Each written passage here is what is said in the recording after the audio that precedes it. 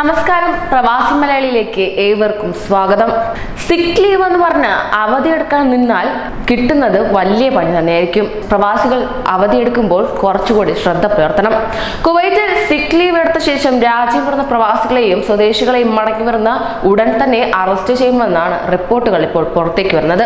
കുവൈറ്റിന് പുറത്ത് പോയിരിക്കുന്നവർ നിലവിൽ അസുഖ അവധിയിലാണെന്ന് കണ്ടെത്തിയതിനാലാണ് അറസ്റ്റ് ഉണ്ടാകുക.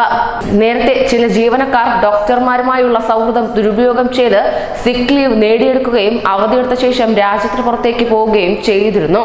പൊതുജനത്തിന്റെ പണം ദുരുപയോഗം ചെയ്താണ് ഇത്തരത്തിൽ യാത്രകൾ നടത്തുന്നത് എന്നുകൊണ്ടാണ് മന്ത്രാലയം ശക്തമായ നടപടികൾക്ക് ഒരുങ്ങുന്നത് തന്നെ.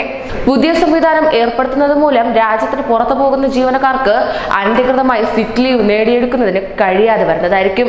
അതോടൊപ്പം തന്നെ കുവൈറ്റിൽ സർക്കാർ ഉദ്യോഗസ്ഥർ മെഡിക്കൽ അവധിയെടുത്ത് വിദേശത്ത് പോകുന്നതിന് നിയന്ത്രണം ഏർപ്പെടുത്തുന്നു. വിമാനത്താവളങ്ങളിലും അതിർത്തി ചെക്ക് പോസ്റ്റുകളിലും പ്രത്യേക നിരീക്ഷണ സംവിധാനം സ്ഥാപിച്ചാണ് നിയന്ത്രണം സാധ്യമാക്കുന്നത്. പൊതു അവധി ദിനങ്ങളോടനുബന്ധിച്ച് വരുന്ന പ്രവൃത്തി ദിനങ്ങളിൽ സർക്കാർ ജീവനക്കാർ വിദേശ രാജ്യങ്ങളിലേക്ക് പോകുന്ന പ്രവണത വർദ്ധിച്ചു വരുന്ന സാഹചര്യത്തിലാണ് നടപടി. വിമാനത്താവളത്തിലും കര അതിർത്തിയിലും സംവിധാനം സ്ഥാപിച്ചതായി ആഭ്യന്തര മന്ത്രാലയം അറിയിക്കുകയുണ്ടായി. അവധി നിയന്ത്രണം നടപ്പാക്കുന്നതിന്റെ ഭാഗമായാണ് ആരോഗ്യ മന്ത്രാലയവും ആഭ്യന്തര മന്ത്രാലയവും തമ്മിൽ കമ്പ്യൂട്ടർ ശൃംഖല വഴി ബന്ധിപ്പിച്ചത് തന്നെ.